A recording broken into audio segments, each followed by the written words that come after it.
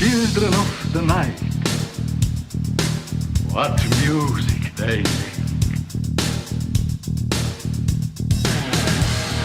They're all gonna laugh at you! They're coming to get you, Barbara. What's that? I'm not gonna hurt you. I'm just gonna bash your brain.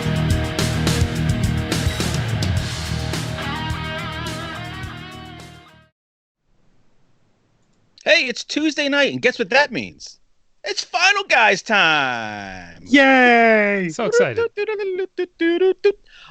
Hey, I'm Hunter Shea. Over on my right is Jason Brant. Hi there. Over on my left is Jack Campisi. I'm on your left? I can't even tell what side I'm on. Yes! And all around us are finalists all around the world who like to listen to the stupid stuff that comes out of our mouth. This week, we are going all around the world. I swear to God, I think we have a big-time listener in Jakarta. We are tackling this week a remake of a horror classic, Rabid. There's no there's no David Cronenberg, there's no Marilyn Chambers, but there's something totally new.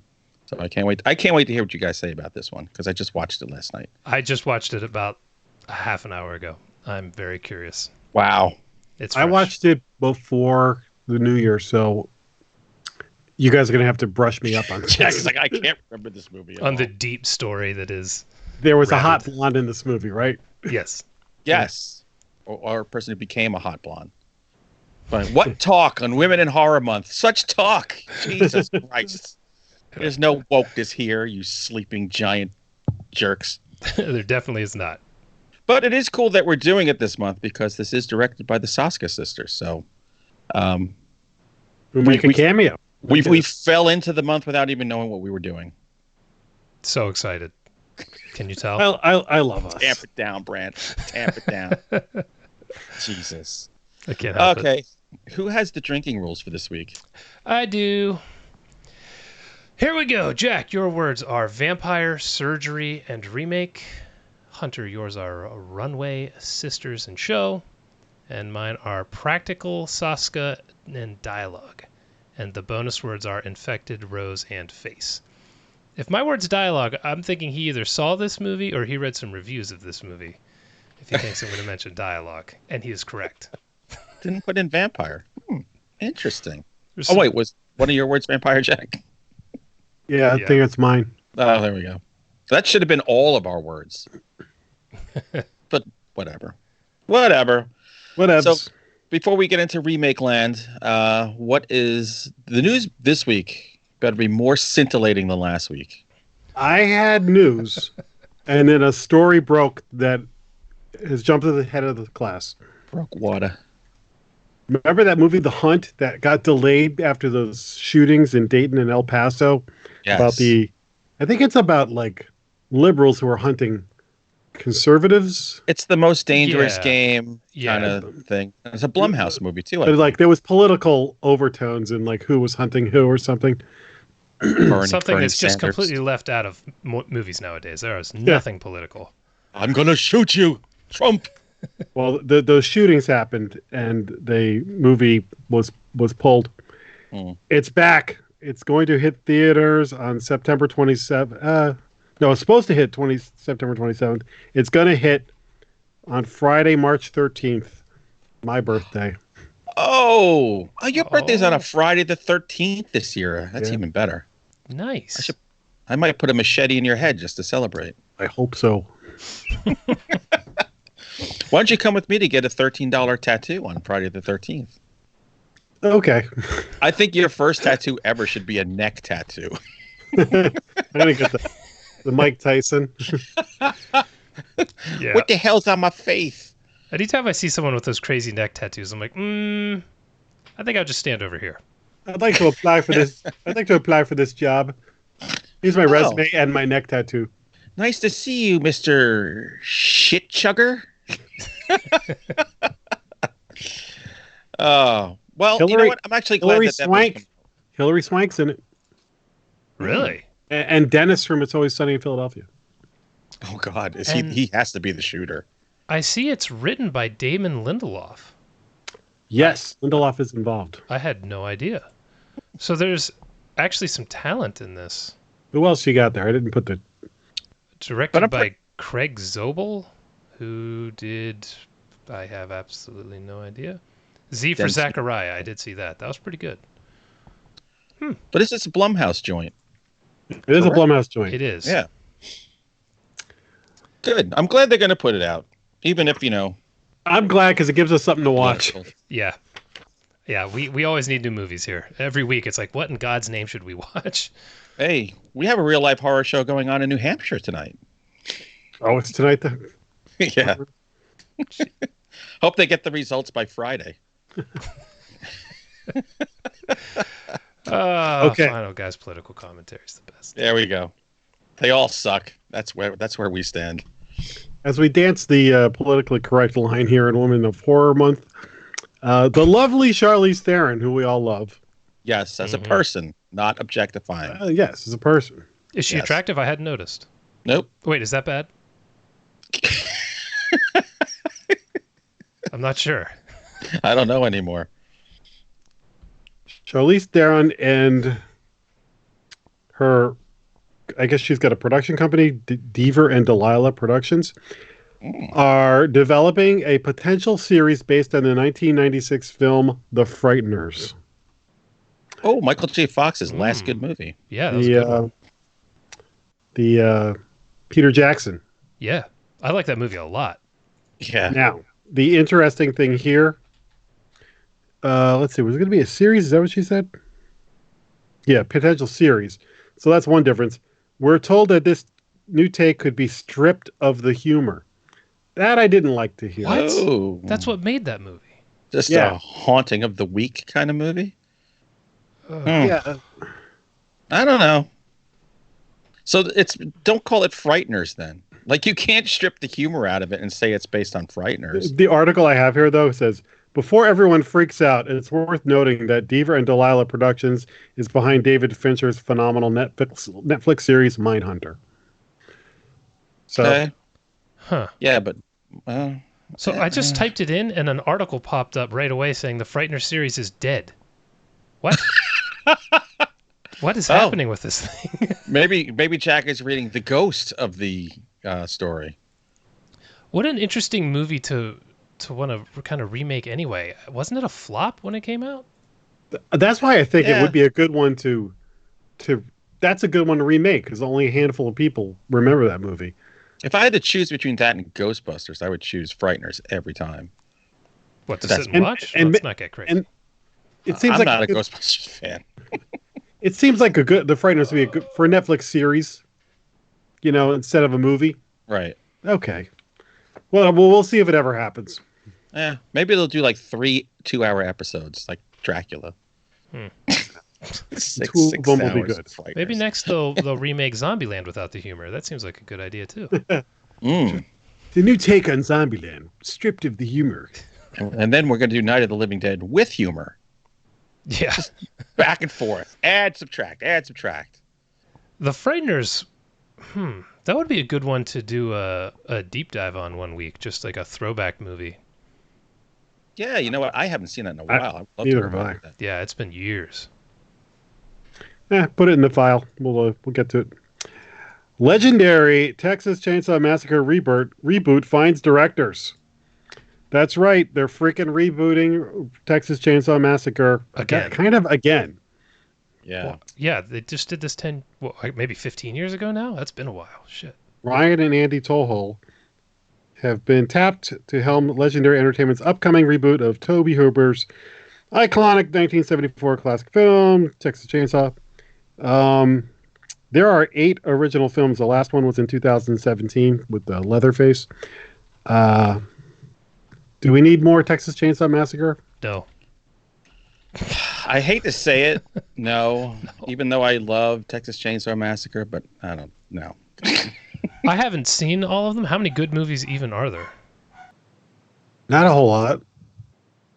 There's a couple. There's some real Dredge, and then there's some like not good but horror fan good enough. I liked every Texas Chainsaw Massacre movie except that Leatherface one. That's where I drew the line. That one. I thought all the others were fun. Like when you got Arlie Ermy in them, and you got Alexandra Daddario, and I mean, the reboot with Jessica Biel was decent. But yeah, we have that. So do we really need? Look, you have a Renee Zellweger, Matthew McConaughey one, which is off the rails. That's the one we should do an episode. I've been wanting to watch that one. I've never seen it. I don't know. I don't think I've ever seen it. Is that the third one? It's crazy for a TCM movie. Maybe the fourth? Can't remember. I think it might be the third. Matthew Anyway, that electronic leg. Clearly, what they're doing is there's a generation of kids out there who are too young to give a crap about going back, but they might go see the name recognition, the branding. So they'll go see it for date night or whatever, and then schmucks like us are going to be like complaining about it, but then we'll see it too. So yeah. Hey, Three from Hell is coming to Shudder, I think, this month. It is. In that kind of vein, Firefly Flammy family. Maybe we should watch that someday. I've never watched The Devil's Rejects. Oh, that's actually a really good one. I really did not like House of the Dead, so I just stopped. I hate House of the Dead. Well, I did. I kind of like it now, but Devil's Rejects is another. House of a Thousand Corpses. Oh, that one. House of the Dead. Oh my God, that's a Bowl movie. Jesus Christ. That would be so amazing. I'm not a fan of either one too much. The first one I thought was it the first one better than the second one? The second one better than the first one? I can't remember. Everyone says the second one's better than the first, but I couldn't tell you. Devil's Rejects is so good. Rob Zombie. His movies are so goddamn mean. Yeah, they are. You know the Rob. I'll watch Three from Hell, but I start watching these movies. I like Rob Zombie as a person. Like when he's on the Eli Roth show, right. I'm like, good guy. His movies though, they're always like a C, not like an A. It's always so weird because this guy knows more about horror than all three of us combined, and still can't get it right. Yeah, it's like I never want to trash his movies because they're all competently made. I'm just watching them like, ugh. It's just like something's not clicking for me. What he needs is someone else to do all the writing. Like if he comes knocking on the door, can I interject? No. Stay out. By the way, there's only 2 fucks in this entire script. Oh, and God. then when Rob says, you got to roll for my wife? Absolutely no. So I think if someone else wrote the material and he didn't have Sherry Moon, I think it might be different. You don't like Sherry Moon? As an actress? I thought she was good in that. What was the one she starred in for him? Where she's the radio host. Lords of Salem? Yeah, I thought she was pretty good in that. Indecipherable movie. I have not seen that movie because Hunter Shea pounded it into my head that it was so bad not to see it. I actually kind of like it. It's my favorite movie of his. But the ending is so out there, I couldn't tell you what happened. There's like animation and shit. Yeah, no. I saw that when it came out in the theater. I saw it when at home one day. Saw it drunk on tequila on New Year's Eve. No matter what way I've seen it, I just don't like it. I read the book. Someone gave me the book at a horror convention and said, "Oh yeah, there's a book." And they said, "Please read this. It'll fill in all the gaps." And this is a random person said, and just mail it back to me when you get back. And I read it. I'm going, I still don't like this. Is the movie based on the book or is it a novelization? It's a novelization. I think Rob Zombie, quote unquote, wrote it. Oh, all right. It's a children's book. It's a scratch and sniff.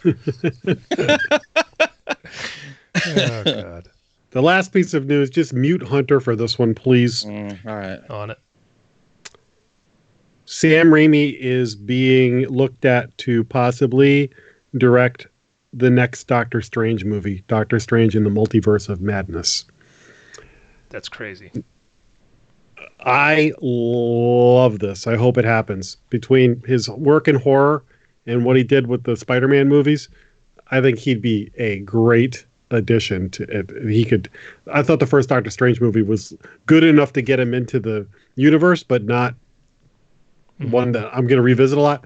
He could make a movie that I think would be one of those, this is on, I got to stop. His wacky style could really fit with the Doctor Strange kind of crazy thing they built up in the first one too, where worlds are turning sideways and I don't know. He could do something neat with that. I'll be curious to see if this happens, because he's had issues with Hollywood, and Marvel is very much this is their machine, and you can kind of drive it inside the lines, but that's it. So I'll be curious to see if this actually happens. But I hope. He did it with Spider-Man, so. Yeah, he got two of them. So, Hunter, you're a big fan of comic book movies. Got any thoughts? As a fan of Marvel comic books growing up, nobody ever gave a shit about Doctor Strange. So I have no idea why they're making stupid movies with him. But anyway, that's awesome. The rumors around this movie are that it's going to have more horror movie elements to it.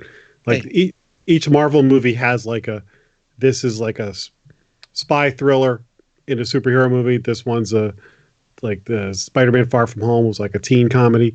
They do that. They're saying that this one might be kind of like a horror movie in a, who knows? It makes a ton of money. I have Disney stock. Go for it. All right, Jack. That's you it. Done? I'm done. Light the cigarette he's spent. All right. Let's take a quick break and then get back into our note.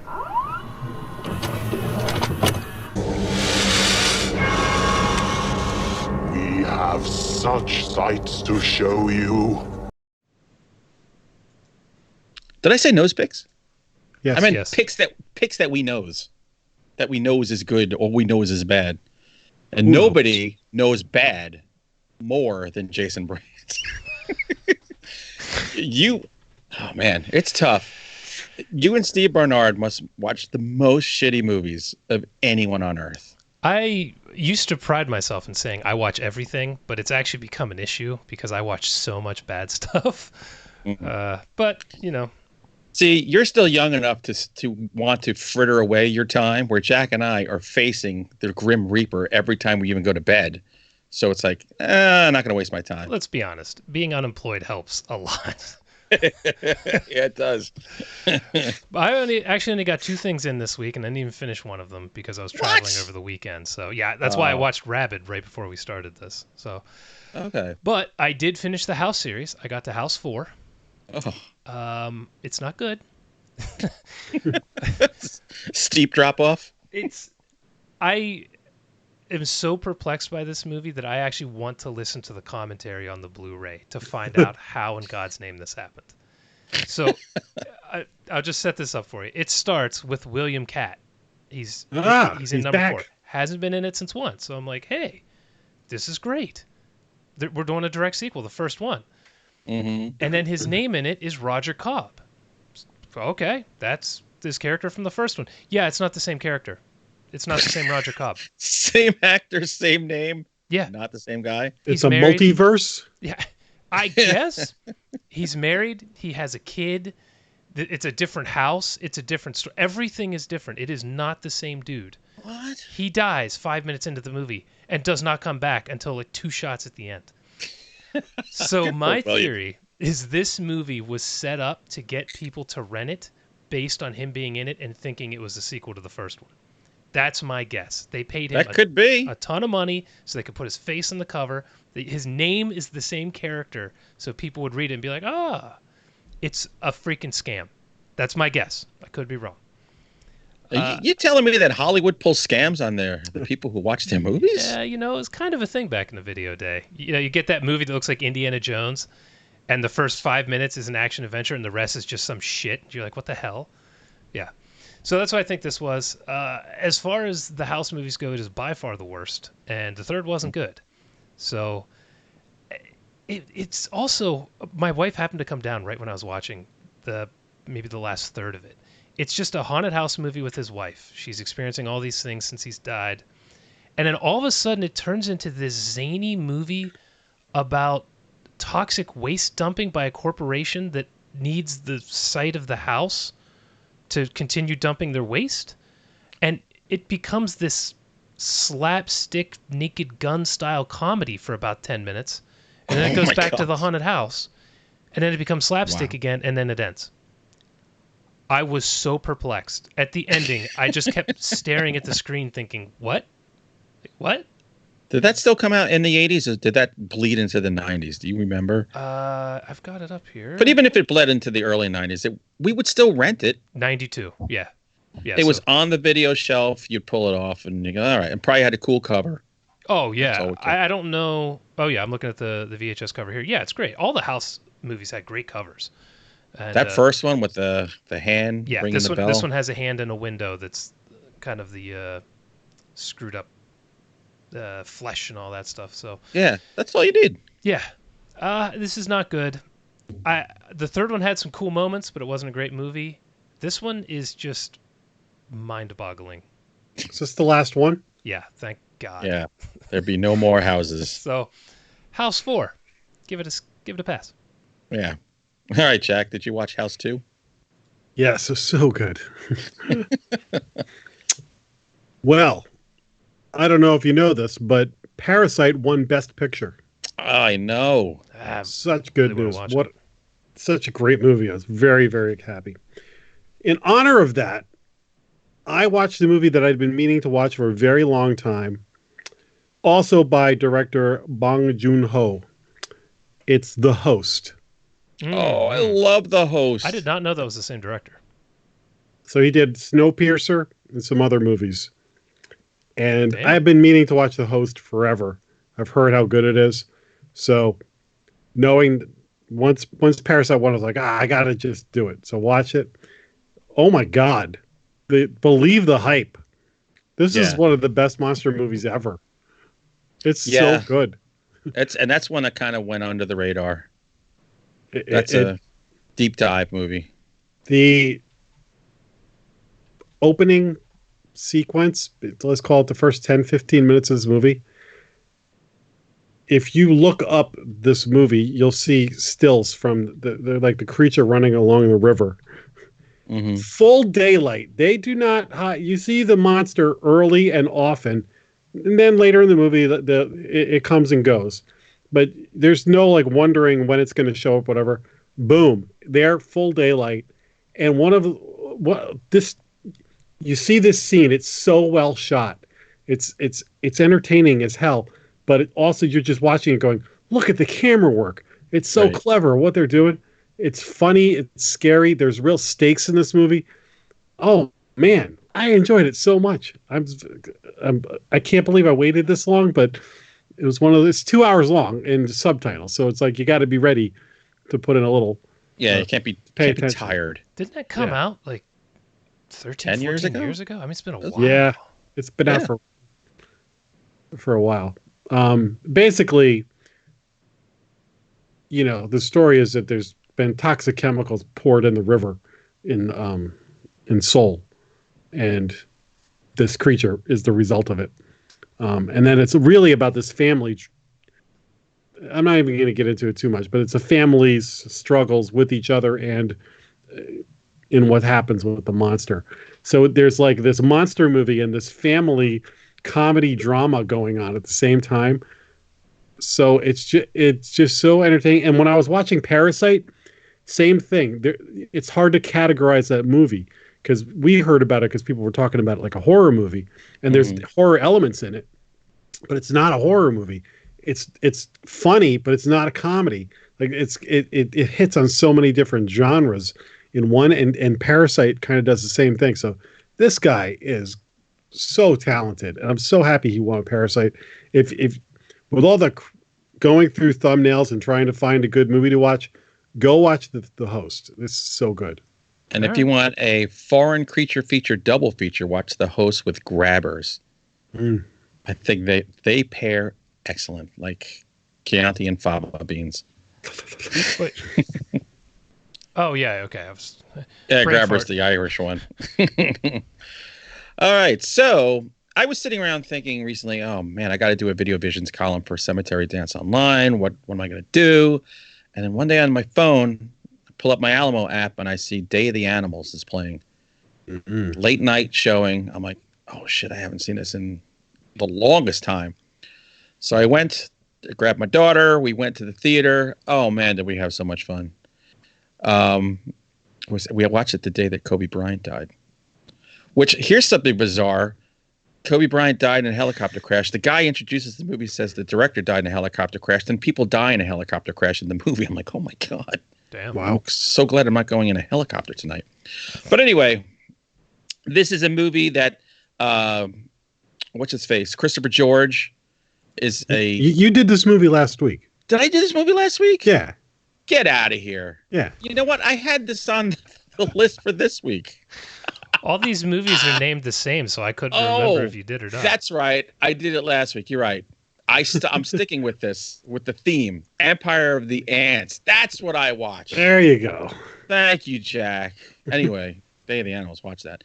Empire of the Ants, I loved as a kid when we saw it. It's Joan Collins, who is gorgeous. And she's in her early 40s in the movie. She's a real estate agent trying to sell this development on this kind of island. And most of the people are just there for the refreshments or to get laid or whatever. Little do they know, toxic waste dumping, just like in The Host, has caused the ants to grow to the size of freaking minivans. It is awesome. This is such a fun movie, especially when they're on their little tram going around the island and seeing just giant ants everywhere. I might have to watch this because I watched Tales from the Crypt from the 60s or 70s a couple months ago, and Right. Joan Collins was in that. Might need to. Oh, you absolutely do. There's like a quasi rape scene in this. I'm like, whoa, this is pretty extreme for like PG. Rape? It's an attempted rape, and kind of sets the scene for this particular character. You know where he's going. But there is also a cool twist, which I don't know. The movie's 50 years old. Should I give away the spoiler? Yeah, I will. I think it's safe. Little do we know, the ants are controlling the people who live on the island, getting them to let them into the sugar factory and do mind control when the queen ant farts in their face in this tube. What? I'm not kidding. So yeah, they round anybody up and they put them in this little box, and then the mother ant just farts on them and it gets fart goo on them, and they come out and they're like little ant zombies. I could not have predicted that. No, exactly. Is this movie on Shudder or on Prime? I got it on Prime. And here's the only bewildering. I could believe giant ants. I can believe that. But they went from having to take boats to get on this island that looks remote, and all of a sudden there's like a Walmart on it. There's tons of people living on it, and they leave by car. So, Wow. What? But whatever. It didn't matter. It was all about watching people get picked off by giant ants. What was the name of this again? Empire of the Ants. It is a Samuel Z. Arkoff, Burt I. Gordon joint, which you cannot get any better than that duo. Not free on Prime. Damn. It's worth a buy. Yeah, I think I bought it for like $2 or $3. So All right. check it out. And thank you, Jack, for helping me with my senior moment. That's what I was saying. I go, man, I feel like I said this on another podcast. I thought you were talking about that to lead into. It's like, since I saw the animals thing, I'm following that thing. Old man Shea, say that same story again. This is your brain on drugs. It's done. God, if I was on drugs. All right. So after House 4, I decided I needed to watch something good. So we finally started The Outsider, the HBO show based on the Stephen King novel. I'm watching it. Oh, is this well done? Wow. I mean, I'd heard it was good, but, the novel was my favorite book of that year. I think it was my second favorite horror thing in general of 2018. Mm-hmm. So my expectations were high. And so far, I think I'm 3 or 4 episodes in, maybe 4. It's just hitting everything. I mean, it's hitting all the story beats. Hunter, you'd be surprised. You read the book. Yeah. The first, I want to say, third of the novel is in the first episode of the show. What? And it's, I think, 8 episodes. Yeah, they accelerate everything that quickly, and it makes sense. And narratively, it completely works, because at the end of the first episode, you are in. Right. So they've made one change, and I'm willing to bet I know why. It's, no, I can't think of her name. Shit. The character from the Mr. Mercedes series, the female. Holly Gibney? Yes, her. Completely different character. Has the same name, but otherwise is entirely different from the book. Mm. And I wonder if it's because of that Mr. Mercedes series, if that character's tied up in that series, so they couldn't use the same one in this. I'm just guessing. Or they have a a just little wanted to make thing it where you can't go to another studio while you're doing this. You know, Yeah, I think it's probably some kind of weird rights issue. So otherwise, it is spot on, and I'm loving it. So if so you you're have not read caught the up? book, it's great. No, I'm only on. I've only watched 3 or 4. I can't remember. What's it up to? 6? I think Five? I think it's 6. and that's HBO, right? Yeah. All right. It is so well done. You'll love it. I don't have it. Yeah, I'm all the way caught up. I watch it every week, and and I haven't read the book, and I'm really enjoying it. The girl who plays Holly Gibney, she was in Harriet, was nominated for an Academy Award. And Oh, really? during the Oscars, she also sings the song from Harriet, and that was nominated for an Oscar, and she sang it at the Oscars, and I didn't realize it was the actress singing it, and then I'm watching the singing, and I'm like, wait, is that the actress? She has got a magnificent voice. She's unbelievable, and she is. Damn. Let me tell you something. What's great about that? Ben Mendelsohn is the lead in this, and you know him as like bad guys from like Star Wars and other stuff, and then he was really funny in Captain Marvel. He is spectacular in this, and suddenly you're seeing this side of him. He's not just playing like the villain, and Yeah. his performance is so layered. Every scene he does, I'm like, wow, this guy's got chops. So yeah, I'm glad you're on Absolutely. board. When it's done, we should recap it. Absolutely will. It might not be a bad one. Well, he doesn't have HBO, so it might not be a No. bad one to do a whole episode on because right now it is fantastic. This is probably my favorite thing of the year so far. Can you get it It's- anywhere else, or it has to be HBO? I think it has to be HBO. Fuck. But it's damn good. And I saw Jason Bateman directed all the ones I've seen so far. Is he like the showrunner of this? He Wow. directed like the first couple. I don't know if he's like I think he's the producer or something, but he didn't direct all of the episodes. But Doing a good job. I would not have known he could direct like that, but it's damn good. Check it out. All right. All right. I can't believe 2 and done with Jason. This is like, we should put this on the calendar. No, I feel like I wasted my week What a day. visiting family like an idiot. Stupid family. So, Jack, Okay. what about you? Don't disappoint us. I'm Like not going to Jason did. disappoint you. I got one for you. I watched a movie called No. Braid. Did you hear what I said? Braid. Braid. Yeah. This No, is I haven't heard of that this one. is from last year. I heard about it because on 1 or 2 lists of people's favorite movies from last year, I saw this mentioned. I was like, what the hell is that? So Madeline Brewer is in this. I think she's the girl from that one where the Peep Show girl with the doppelganger. With the web chat girl. You know what I'm talking about? Oh, yes, I know. That Netflix movie. Yeah. That was pretty good. So she's one of the main characters in it, and there's 2 other girls, Imogen Waterhouse and Sarah Hay. Hey.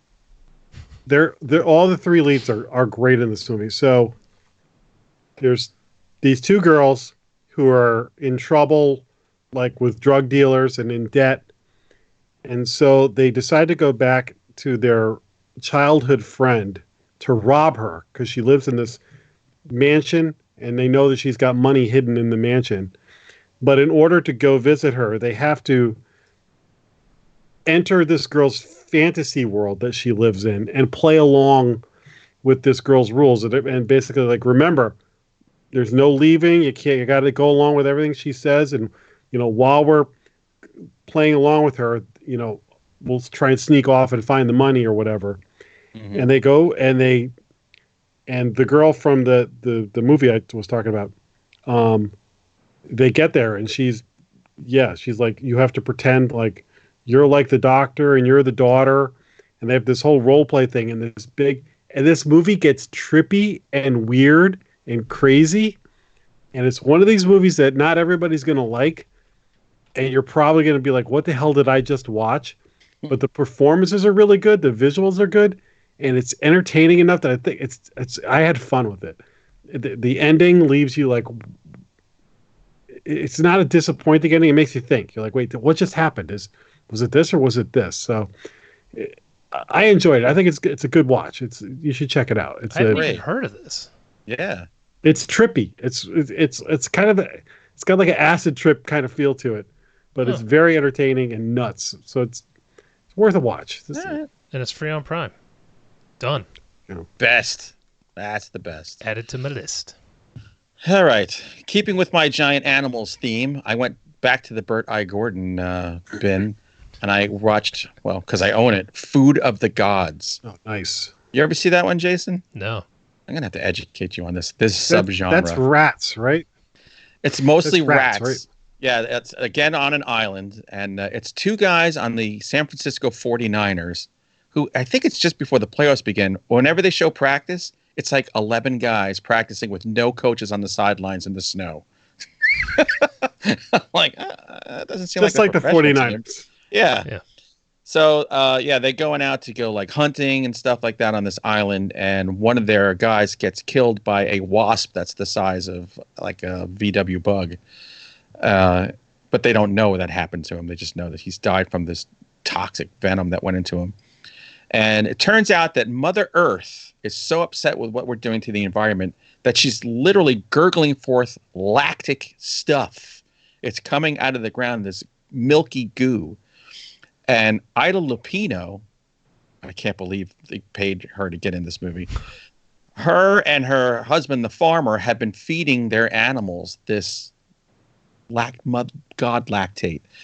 And it's making them enormous. They have chickens that would fill the belfry here and roosters and stuff. But the main feature, the stars of this show are giant rats. And there's actually some pretty good effects of the rats attacking them and attacking the cabin. And it's bloody.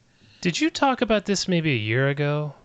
This sounds super familiar to me. This sounds like a lot of things that I watch. I watch a lot of big rat movies.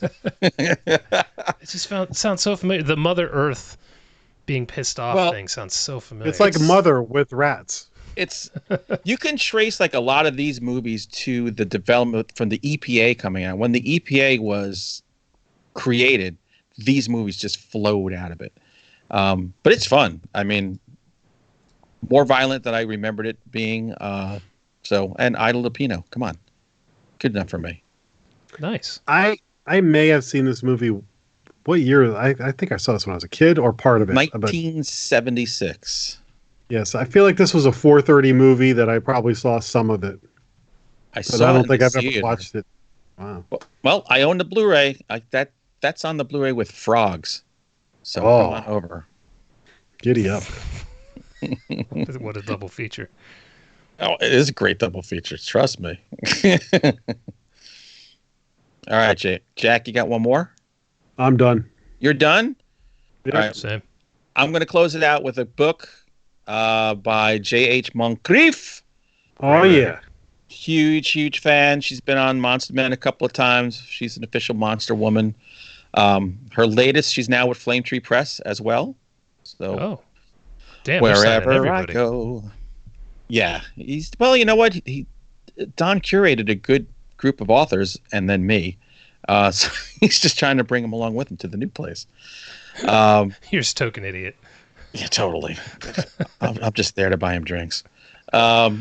This book, I don't want to say, I see people giving reviews and they're totally giving away what the book is about in the review. So I'm not going to do that. I will tell you it's excellent. It begins with campers in the woods. These aren't teens, but they are teens, but they're in the woods and there's 3 of them in there, 2 guys, 2 girls. The girls go in one tent, the guys go in another tent. And then one of the guys wakes up the next day and the guy he was with, his head is off and the women have been mutilated beyond belief. And this guy has no idea how it happened. So wasn't drunk, wasn't drugged. And it's on close to a Native American reservation in this spot in the woods where even the Native Americans don't want it. Have been trying to give it back to the U.S. government. Just like, we don't want this goddamn thing. Nobody goes here for a reason. So there's a Detective Gray Eyes, and I love like these flawed characters that are trying to get to the bottom of really fucked up situations.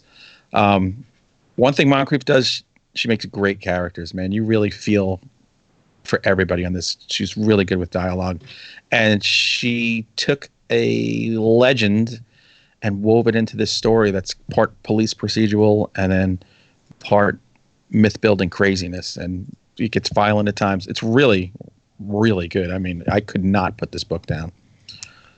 So those who came before, J.H. Moncrief. And if you're supporting Women in Horror Month, put your money down and buy it. Or so help me God. Why you oughta. I read her City of Ghosts, which was very good. I like that a lot. I think I talked about it on here. I read, oh God, something else of hers. Oh, The Bear Who Wouldn't Leave. Oh yeah, she did that with Sam Hain. Did you read Return to the Outlaw Pass? So I just saw that. I didn't know she had written this. So no, I haven't read it. Yeah, that's really good. Looks like a monster on the cover. Mm-hmm. You should check out the Monster Men's that she was on. She's on 2 of them. She's the most interesting person we've ever talked to. Yes, that's why we're going to have her back again soon. She was on twice. Oh, I think I only saw one of those. Yeah, Okay, we so can just go once on autopilot when she's on. She went to a haunted island in Italy, which is like our most popular That's the episode one I ever. saw, yeah. And then she went to Castle Dracula in Romania, and I lost my mind with the trip that if I ever wanted to be on a trip, it was this trip. And she did the Romanian haunted forest too. Yes. So my uncle went to Dracula's castle and brought me back a piece of the castle he took out, which you're absolutely not supposed to do. And it was right when I got out of college and I just moved, and I had it sitting on my mantle. And my now wife moved down, I don't know, like a year later. And I went to work. I came back. Hey, where's my piece of Dracula's castle? Oh, I thought that was just a rock. I threw it out when I was cleaning. Yeah, that was my reaction. Oh. You know what? She probably sprouted fangs and killed 4 people. And go, oh crap! Is it the Rock? Throwing this damn thing away. Uh-oh, what happened? What is that? Something's banging. Yeah, what is that tapping sound? I don't hear anything. It went away. Huh? That's Weird. Nice. So anyway, well, yes, that's just the NSA busting in. Guess what, guys? You don't have to bust in now. You can listen later. Jerks. If they were tapping our phones, it literally sounded like they were tapping our phone. It did. Growing up in a house where the phones were tapped, I totally get it. Yeah, that was weird. All right, so anyway. I'm hitting my wire against my thing. It's not me. I got nothing here. All right, whatever. It's you. We'll survive. That was the noise. This? I think whatever. Whatever. Yeah. Go to the thing. Go to the thing. All right, here we go. We're going to go to the main feature. We're going to talk about Rabid. You like scary movies? Uh-huh. What's your favorite scary movie? I don't know. You have to have a favorite. What comes to mind? You know, in the game of person, place, or thing, a movie would qualify as a thing. So I was right. Sons of bitches. I was right. So anyway, we're going to assume that all of you have seen the original Cronenberg movie starring porn star Marilyn Chambers. I have not. You never saw the original? No. It's one of those I thought I had, and then one of you was describing, I think, this one. I did. And I was like, wait a minute, I don't think I've seen that. Wow. You know what? I was looking forward to your take on how this compares to... I'm actually glad he hasn't seen it, because I want to know, somebody who's not familiar with the movie, what the hell they think of this movie. I don't know. I saw his face before. I think I figured this out. So, Jack, break it down. No. You're not going to break it? All right, I'll break it down. How about that? I haven't seen this in months. I know the basics are. It's your turn. Do something. Do some heavy lifting for a change. Okay. Unlike the original, this one is set in the world of fashion. You know, where everything is about superficiality. And there is a woman who, when I first watched it, I go, wow, what the hell is wrong with her skin? I'm like, there's a lot of strange looking people in this movie. But anyway, she's a fashion designer. She's trying to get noticed and be part of this schmucko's Schadenfreude exhibit. She's got they call her Scarface because she has a couple of scars on her face and really bad complexion. It's ridiculous. And she's the hottest chick in the office still. Not at that moment. Yes. Really? I don't know. Get new glasses. She looked like Joey Coffee Cakes from The Sopranos. No, from Goodfellas. So anyway, one day she goes out. There's like this party or whatever, and she kind of smuggles a dress out she shouldn't be wearing. And the hot guy in the office had asked her to be his date.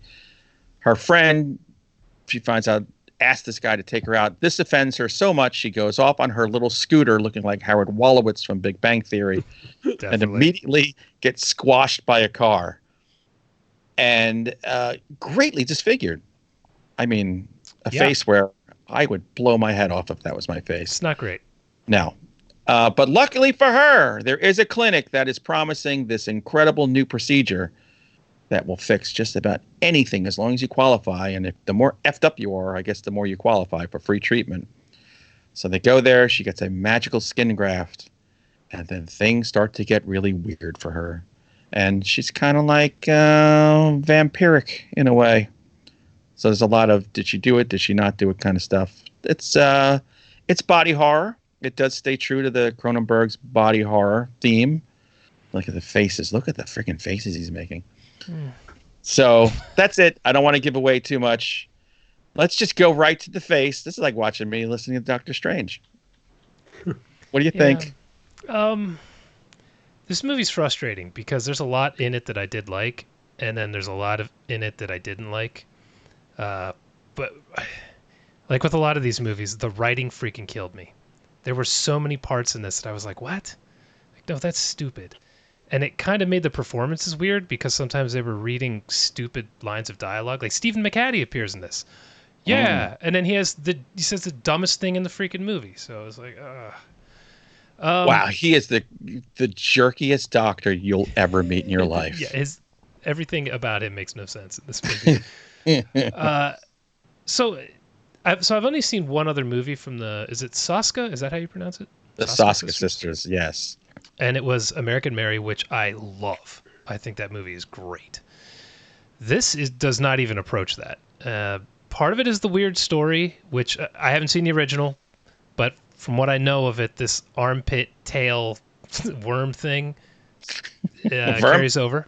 Worm hat. Yeah, it's weird, and I don't really get the idea behind it. And I got to go with what Jack was saying. You can't take Laura Vandervoort, however you say her name, who is a freaking 10, and you make her look like an 8, and then everybody's supposed to be like, oh yeah, no guy would want to be with her. He's just asking her out of pity or whatever. It's like, get the hell out of here.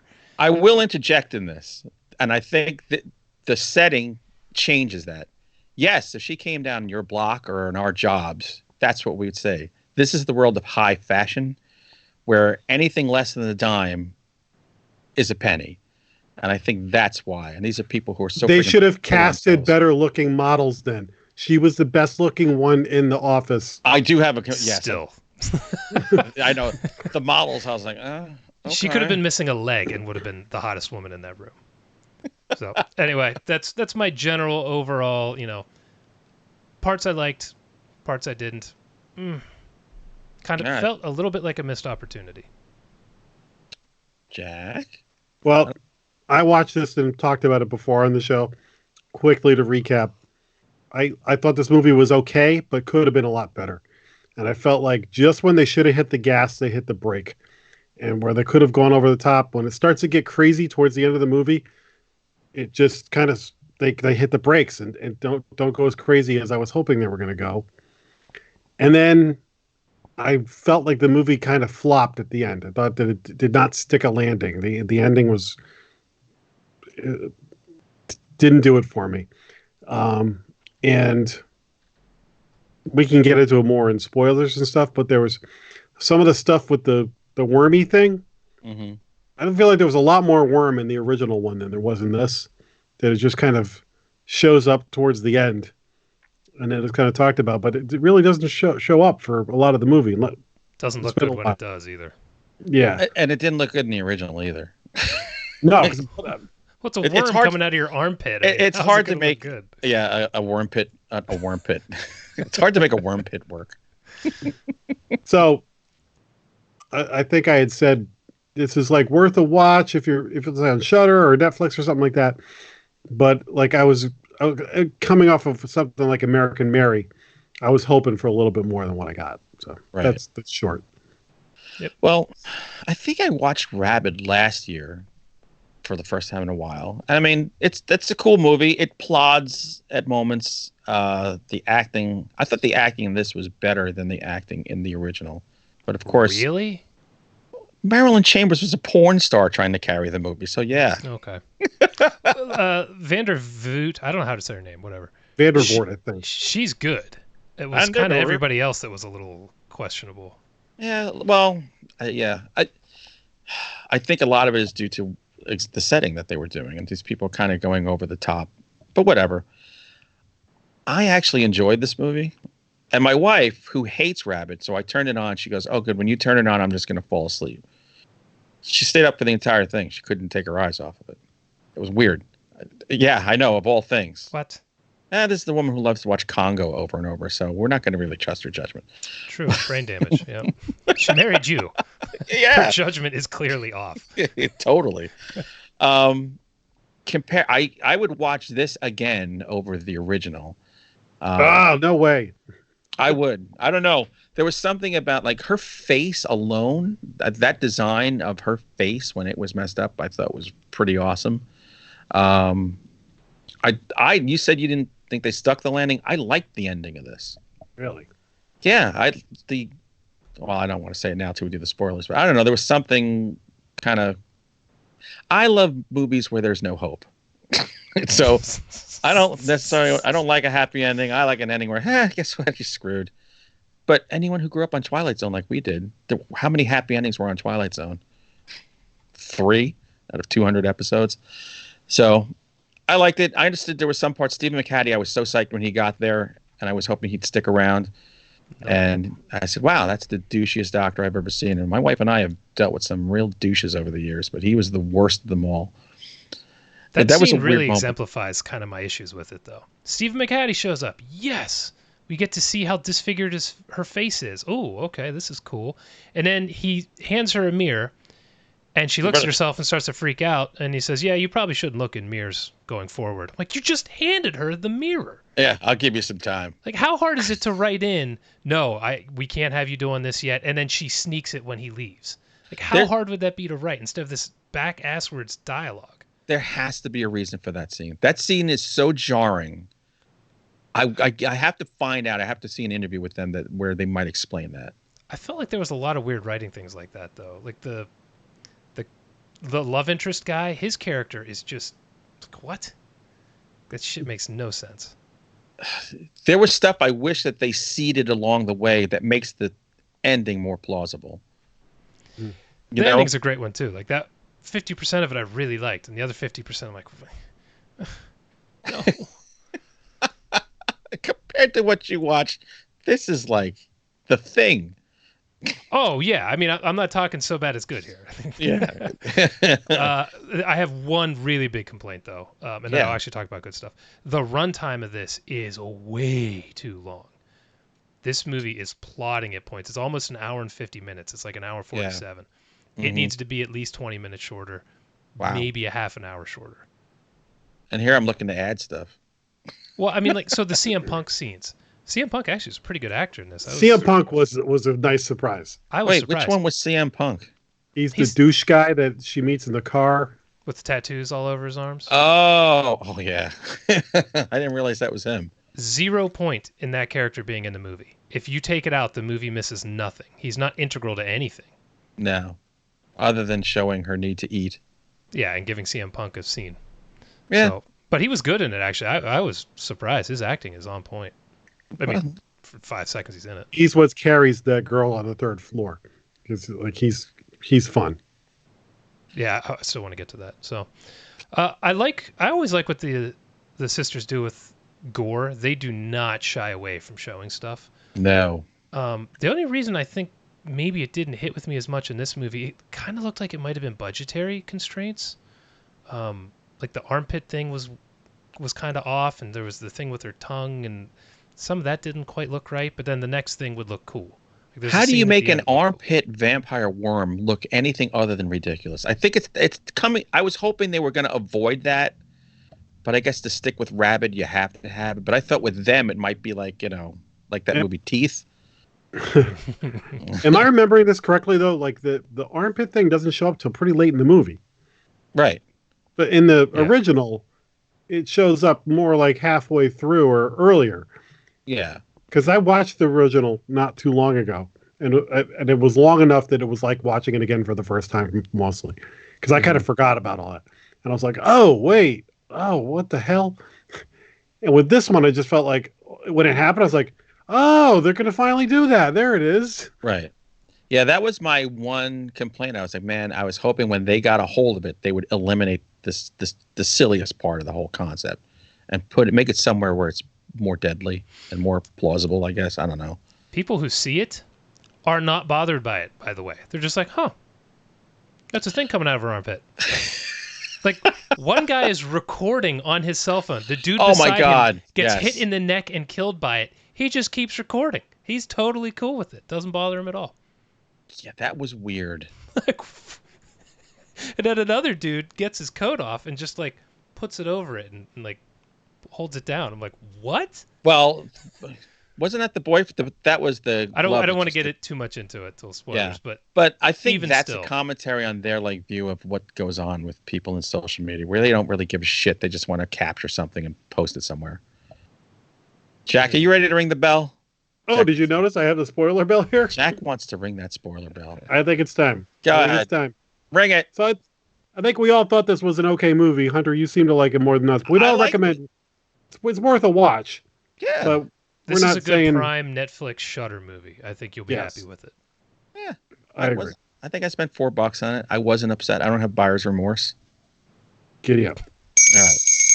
Spoiler bell. We are in the spoiler zone. This is a spoiler zone. Spoiler zone. Spoiler zone. I did not like the ending of this movie. She gets locked in a room. That whole thing, I was with like, the worm woman thing in the wall. Yeah. The doctor's wife. Yeah. Yeah, like that whole thing just sort of came out of nowhere, and then was just kind of felt like it was just like tacked on. Like it wasn't really. I don't know. You could have beefed it up more with explaining the worm things and how she became the queen of the worms in the wall. Yeah. Yeah. So that's such a great example of how conflicted I am with this movie. They have a woman attached to a wall with worms. I'm like, this is awesome. And then the doctor explains it. I'm like, what? So the whole, he had a lot of James Bond villain explanation dialogue happening there, exposition. Yeah, he did. And I didn't really follow any of it. It didn't make any sense to me. But I'm watching the thing on the wall like, cool. It look good, right? I don't get it, but it's cool. So it's like, But boy, it was easy to kill it. Yeah. Just somewhere up to, stab you a few times. All right, you're dead. Yeah, just had to stab the worms too. I don't think she actually stabbed like the torso. So yeah, it was definitely wasn't the master race. I would love to take that actual set piece and put it on my wall with the hanging torso like dead there. That would be awesome. That would be right cool. over the bed. The other thing was when they're at the fashion show and the outbreak starts to happen. Mm-hmm. Yep. I felt like they cut that short and that we didn't get enough outbreak. I thought it like that. That could have been a much bigger set piece. You have Jason, just like you were saying, there's a whole long movie ahead of that where just a lot of talking happens that they could have maybe been a little less talking and a little more outbreak. Right. Or intersperse some of it. Because in the original, there's like scenes where she feeds. And so you get like talking, feeding. Talking, feeding. And then the repercussions of her feeding and things like that. I thought this kind of like held off on it. It was a big buildup. Then finally they got to it. Then they kind of cut short on it. And then all of a sudden she's locked in a room. So... You know what? I think because I know the movie is called Rabid and it's based on an armpit vampire, my ability to dig deep was just thrown out the window. I just said, just entertain me at this point, because I wasn't really looking forward to seeing this until I heard the Soska sisters did it. And I was like, all right, that's elevated my interest. Just for pure, just a fun horror movie, I thought it hit most of the notes that I'm looking for. I mean, you can pick this movie apart like crazy, just like you could pick the original part like crazy. Yeah. But I like what they did. That's a tough task, taking on a classic like that. A Cronenberg classic, too. You're calling it a classic, but really, like, I'm not in love with the original one either. Like I watched it. No, but a lot of recently. people are. Yeah, yeah. I think we all said this. It's like we're being more negative on it just because we're talking about it. If somebody says, "Should I watch Rabid?" Okay, yeah, check it out. It's pretty fun. Yeah. Yeah. I would not discourage anybody from watching. We had to talk about it for like 20 minutes, so I had to have something to mention. Yeah, it's just when I watched it, I was like, my hopes were high on this one, and it just was sort of like, oh, that was all right, but see, I wanted more. I wanted more. So is it plastic surgery in the original, or is it something else? It is. It's plastic surgery with okay, worm stuff. Because that was part of the reaction issue I had. When you wake up from having some work done on your face and you're completely healed, I think there'd be some more concerns with people around you, some questions. Everybody's just kind of like, oh, wow, you look great. Okay, let's get back to work. Instead of being like, in her hold on. Like, the whole medical world just changed. But in her world, all that matters is perfection. In that world. That's what I'm saying. That's why I like they put that in there. That's kind of hard for me to buy. What was that fashion movie that was on Netflix with Jake Gyllenhaal? That was not good. God. Velvet Buzzsaw. Yeah. Velvet Buzzsaw. Yeah. This is is kind of way like that better. world. Yes. This is 1,000 times better than the Velvet. Yeah. And people were sniffing Velvet Buzzsaw's farts like there was no tomorrow. Yeah, the cast. I will say, I'm curious what the budget is of this, because there were times when I'm watching it thinking they would probably have done significantly more here, but I'm guessing they didn't have a lot of money. And I'm sure American Mary didn't have much money either. So I'm a little curious if they got like a Blumhouse kind of movie, $4 or $5 million, what they could do, because they've got an interesting style. Yeah, they do. I love American Mary. That's the movie I have to own. I can't believe I don't already. You know, I was actually thinking about watching that again. Yeah, I liked it a lot when I saw it. So they've got some balls, pun intended, in the way they go for things. So I'm trying to find the budget on this, and I can't. What else have the Soska sisters done? Didn't they do See No Evil 2 or something, which I've never seen? I've never seen the first one either. That sounds right. Isn't it the one with Kane, the wrestler Kane? Oh, yeah. Yeah, I've never watched them. I'll give you a quick Kane story. Elevator. My friends work at WWE. We went to WrestleMania years ago in Boston, and we're in a hotel the day before where all the wrestlers are checking in and stuff like that. And my buddy goes, "Hey, see that guy over there? That's Kane." And I turn back to him. I go, "That can't be Kane." So why not? I go, "Because his face isn't all burnt." He doesn't have a crispy face. All right. Well, you know what? I like it. We're kind of like all on different sides here. Like I think Jason liked it the least. You're in the middle. I didn't dislike it. It's just right. I felt like, man, with just a couple script changes, this could have worked a little better for me. The Stephen McHattie scene, man, I'm like, what?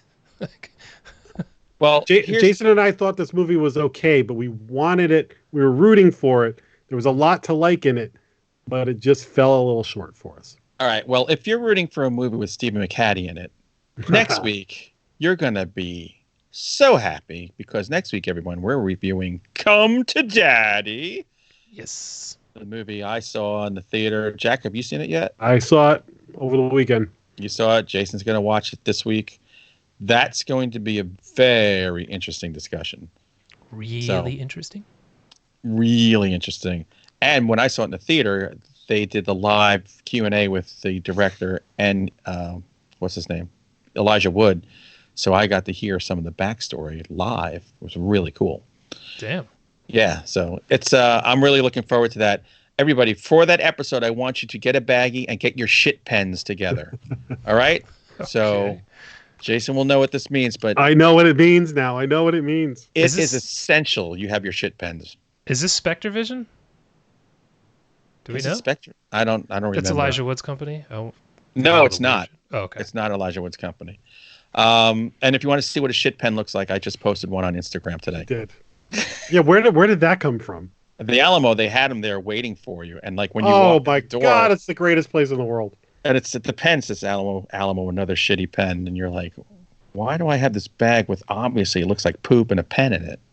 Oh God, okay, I gotta watch this. This is the beauty of the movie. I'll try to watch it tomorrow. It'll be next week's movie. That's going to be the most fun I think we've had all year. So awesome. Until between now and then, watch the movie. You want to watch this. You don't want us to spoil it by accident. You want to be fully vested in this sucker. And then, when you're done watching it, why don't you rate us on something? Spread the word. Spread the news. Your mother will love you for it. It's Valentine's Day coming up. Give us a big Valentine. If you watch this on YouTube, go and download the episode anyway. It's much better if you can't see our faces.